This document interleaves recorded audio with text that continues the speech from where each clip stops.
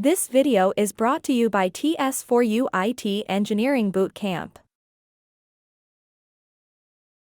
So I think you mentioned to monitor Kubernetes cluster, what metrics do you want to monitor?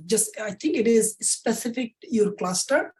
So what metric do you monitor from your cluster? Yeah, so we basically monitor a couple of things. So first of all, the cluster resources that we have. So we basically have Prometheus and Grafana to monitor our system. So we needed to set up the Prometheus exporter and everything on our cluster.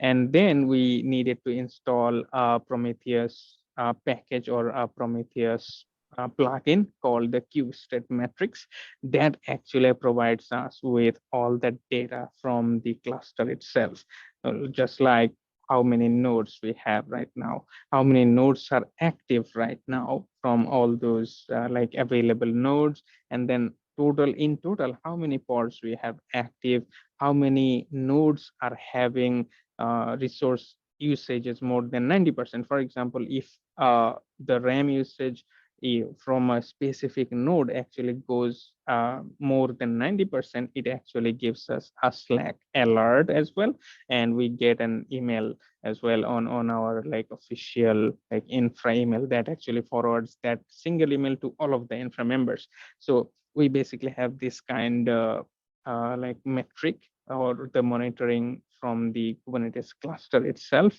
and then we have the application specific metrics as well.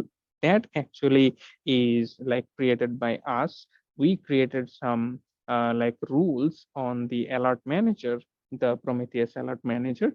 So that actually like sends us alert based on a specific condition. For example, we have a condition set in our alert that if any of our deployments has the pod number 0 or like less than 1, always throw us an alert, because sometimes the pod might get crash loop back and then none of our system will be alive, but then we won't get any alert. So whatever we like implemented that, okay, if the active number of pods is down to less than 1, just send us an alert that from this namespace, this deployment is actually actually infected. It does not have any active pods. So we just go ahead and we know where to go, and then we just go to that namespace and then see what happened with the like logs from the like pod, and then we try to fix it and like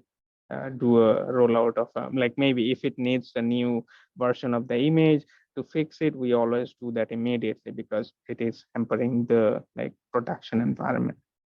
Sure.